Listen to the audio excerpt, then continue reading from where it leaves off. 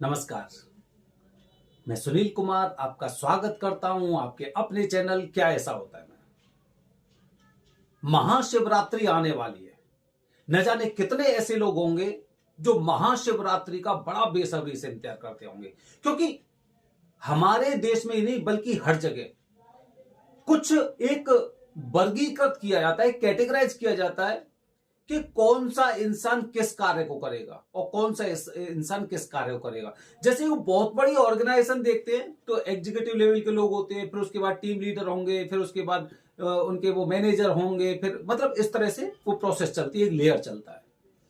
इसी तरह से बहुत से लोग ऐसे हैं जो विशेष मुहूर्त का इंतजार करते हैं काल सर्प दोष की पूजा करवाने के लिए।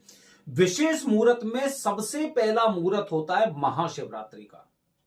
न जाने कब से, अक्टूबर में पता चला, सितंबर में पता चला इनको कि इनकी कुंडली में काल सर्प दोष है। उसके पश्चात ये सबसे पहले मुहूर्त का इंतजार कर रहे हैं जो कि महाशिवरात्रि आने वाला है।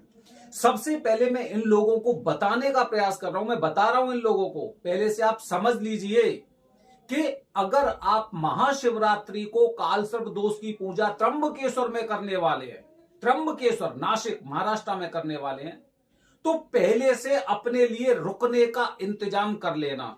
क्योंकि ऑन द स्पॉट अगर आप 7 तारीख को या 8 तारीख को ही पहुंच रहे हैं तो आप मान के चलिए कि जो रूम नाग पंचमी में जो स्थिति हुई थी कि जो रूम 800 रुपए, 500 रुपए, 600 रुपए, 800 रुपए का था, वो 5-5 हजार के रूम में उस समय अवेलेबल थे। मतलब इस तरह स्थिति थी।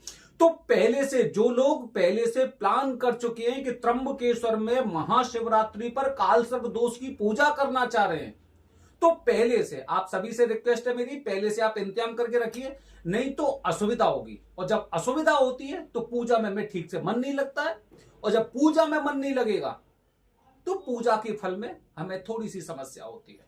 ठीक है। अच्छा दोस्तों, तो आज का मेरा वीडियो उन लोगों के लिए है जो महाशिवरात्रि पर प्राइवेट काल सर्प दोष की पूजा करवाना चाह रहे हैं या करवाना चाहते हैं, करवाने का प्लान कर चुके हैं। महाशिवरात्रि को काल सर्प दोष की प्राइवेट पूजा किस तरह से होगी, देखिए हमारा वीडियो। तो दोस्तों, वीडियो शुरू करने से पहले ध्यान रखना, महाशिवरात्रि वाले दिन हो सकता है अगर आप डायरेक्ट जा रहे हैं या आपकी कोई जानकारी नहीं है तो आपकी पूजा वरदानी पंडित जी द्वारा प्राइवेट पूजा तो असंभव है, ये तो मान के चलिए, क्योंकि आप किसी को नहीं जानते हैं। जिसको भी आप लास्ट में शास्त्री या कुछ इस तरह का नाम देखेंगे आप उसे समझेंगे वरदानी पंडित जी हैं। ठीक है। तो ध्यान रखना, क्योंकि बताया जाता है वरदानी पंडित जी द्वारा पूजा अगर हम कराते हैं तो वो पूजा हमें सर्वोत्तम फल देती है।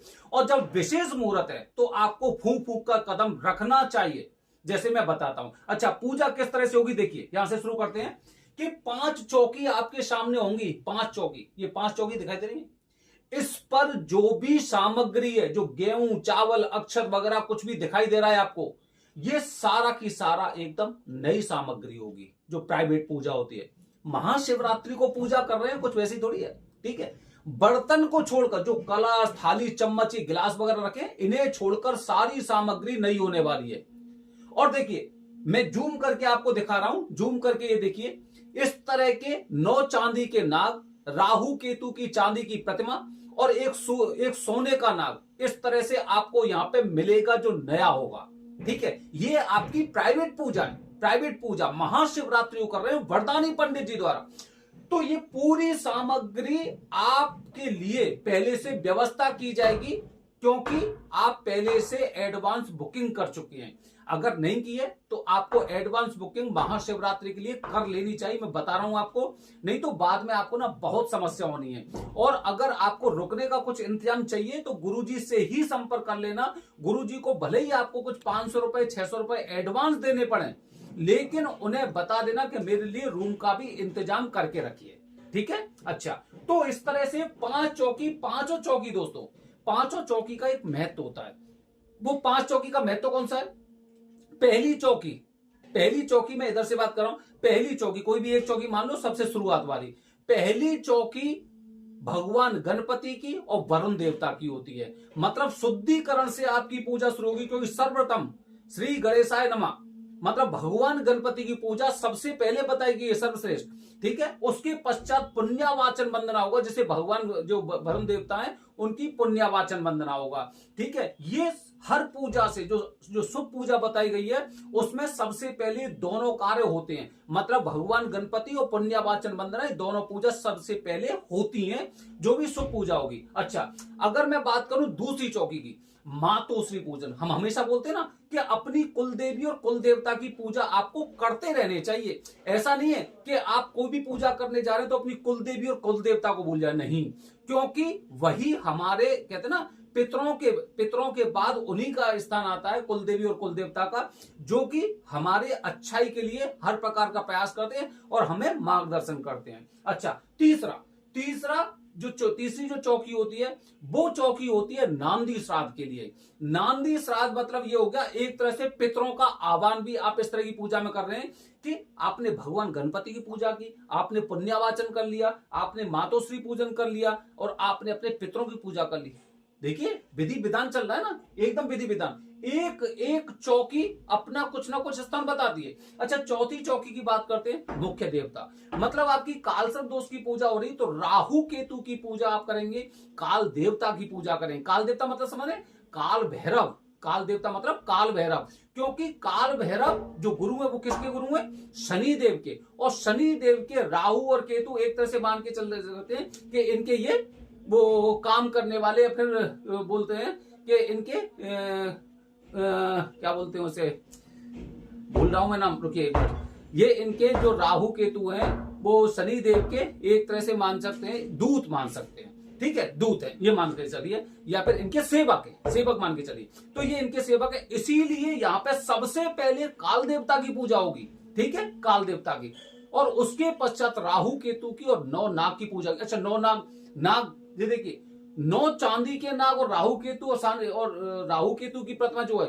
वो इसी में आपकी पूजा होने वाली है। जो नए जो मैंने आपको दिखा ना अभी कि जो चांदी के नाग, 9 राहु केतु की चांदी की प्रतिमा, एक सोने का नाग, वो एकदम नया होता है और वो यहाँ पे फिर पूजा होती है चौकी के साथ में। और 5वीं जो चौकी होती है दोस्तों, वो चौकी होती है नवग्रह शांति की, क्योंकि ऐसा नहीं है कि आप जैसे कि आप अपने घर में कोई कार्य करते हैं तो पड़ोस में से 2 लोगों को बुला दिया, 4 लोगों को छोड़ दिया, उचित नहीं होता है। चाहे भले ही आपका लड़ाई हो, झगड़ा हो, लेकिन जब अगर आपके यहाँ खुशी है ना तो आप सोचते हैं कि छोड़िए सारी बातों को, सबको बुलाए। इसी तरह से जब हमने राहु ग्रह की पूजा कर दी, हमने केतु की पूजा कर दी और हमने काल देवता की पूजा कर दी, मतलब इनडायरेक्टली शनिदेव की पूजा कर दी, तो इसीलिए जो बाकी के ग्रह बचे हुए 7 ग्रह, उनकी भी नवग्रह में पूजा होती है। इस तरह से ये प्राइवेट पूजा का विधान होता है। दोस्तों, महाशिवरात्रि का त्योहार एक ऐसा त्योहार है जो भगवान शिव को सर्वश्रेष्ठ प्रिय है। कहते ना, व्रतों में महाशिवरात्रि के त्योहार की कोई मतलब उसका कोई मुकाबला नहीं है, ठीक है।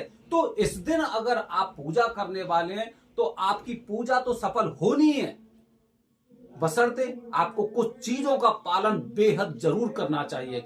जैसे कि पूजा से पहले आपको अर्जी लगानी है, त्र्यंबकेश्वर पहुंचने के पश्चात गुरुजी आपसे पेशी करवाएंगे, आपकी पूजा वरदानी पंडित जी से होगी और 40 दिन के नियम वो आपको पूरे तरह से फॉलो करनी है, उनका अनुसरण करना है। हम विशेष मुहूर्त में पूजा करने जा रहे हैं और ये सौभाग्य हर किसी को प्राप्त नहीं होता है। आपने देखा जब कुंभ का मेला लगता है, भीड़ बहुत होती है, लेकिन हम किसी भी इंसान से मिलते तो वो क्या कहता है, कुंभ में स्नान नहीं किया। हर किसी के बस की बात नहीं है। अगर आप महाशिवरात्रि वाले दिन, विशेष मुहूर्त वाले दिन पूजा करने जा रहे हैं तो निश्चित रूप से आप बहुत अच्छा कार्य कर रहे हैं। अगर आपको किसी भी मदद की जरूरत है, इसी नंबर पर संपर्क करिए, आपकी पूरी तरह से मदद की जाएगी। बने रहिए हमारे चैनल के साथ दोस्तों। हर हर महादेव।